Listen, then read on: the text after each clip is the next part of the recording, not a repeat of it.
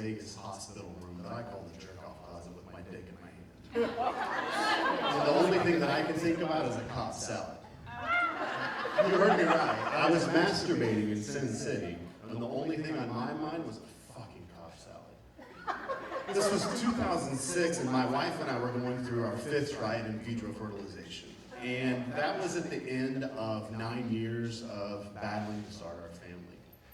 And that had taken us through 6 miscarriages and a lot of expensive treatments. But mostly what it had brought to us was monthly disappointments and tears.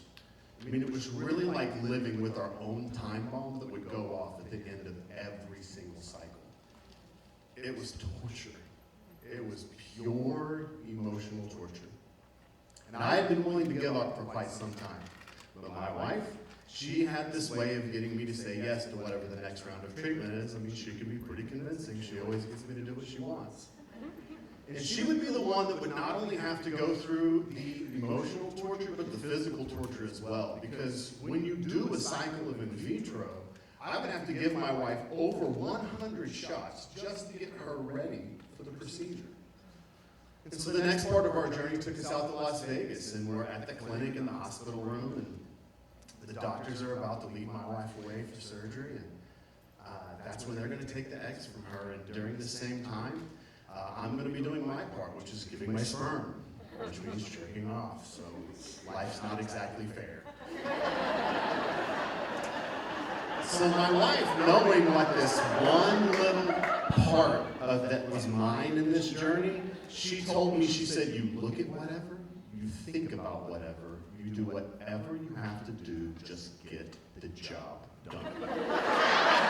And so, you know, that's not really like my wife, but the doctors wheeled her away, and a few minutes later, a nurse comes around the corner, and she takes me to the room that only men visit in a fertility clinic, the room that I call the jerk-off closet. Masturbation is not always fun. Sometimes there is pressure and stress involved, and it's when you have these high-stress situations that you remember details that otherwise you really wouldn't. And I remember all the details of that jerk-off closet. So the nurse opens the door, and there's this little bitty room, and there's a TV with a DVD player, and they had a stack of DVDs, and they had some classics like Chitty Chitty Gang Bang, and there was Schindler's Fist, and then there was my personal favorite, The Tale of Two Titties, and there was a table with some reading material, and then there was the cup that my sperm was supposed to go in. And then there was, right by that was a little square door that attached to the surgical suite next door. So the nurse gives me my final instructions by saying, get it in the cup and put the cup behind the door. And she leaves. And as she left, I turned to look at the vinyl chair that I was about to have to sit in, and I started wondering, what are the cleaning procedures for this particular room? I mean, in my mind, that seat was going to be as sticky as a plastic lawn chair on a hot summer day. So I sit down and I get started. And I start hearing these voices outside the door, and it's the nurses talking about the Cobb Salads that they had had for lunch.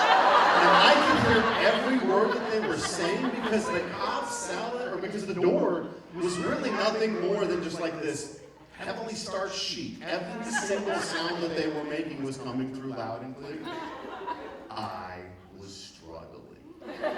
It was really hard focusing on being hard. Okay? I know every ingredient to that salad. They are burned in my memory, and no one jerks off to Cobb Salad. Basically, I was sitting there thinking about everything except for the job at hand. I mean, here I am masturbating, and my wife is next door in surgery. I've got to get it in the cup. My wife is in the operating room. I have to finish now. Alicia's on the table. The pressure is building. Cobb Salads have chicken and bacon? Between the nurses talking about their salads and this sticky-ass chair that I'm sitting in, and the fact that my wife is in surgery in the next room, the struggle was real. I was desperate. okay? And my wife, she had proven over and over again that she was willing to do whatever it took to get us a family. And literally, all I have to do is climax. Cobb salads have red wine vinegar? And then I remembered, I had permission. My wife told me to do whatever it took, and I fully intended on honoring her wishes and finishing this job. So I grabbed the DVD, and I put it in the player, and I pressed play.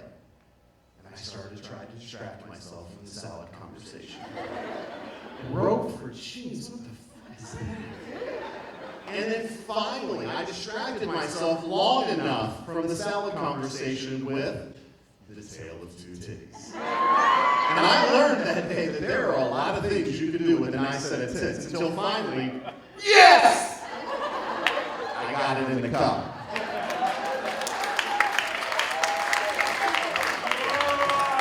Our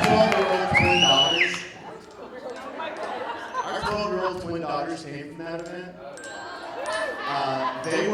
They were frozen embryos for 5 months, and as it turns out, they love the movie Frozen. A couple of months ago, we were watching that movie at the house, and I looked over and I saw my beautiful daughters, Emily and Abigail, and I looked at my wife, and we caught each other's eye. It was in that moment that I was just filled with just this immense amount of gratitude, because my wife had gotten me to say yes to that round of treatment, and that's what ended our 10 years of torture, and it gave us the family that we have now. But then I looked back at my children, and I wondered to myself, one of these days, am I going to have to tell them that they almost didn't exist because of a fucking Cobb salad?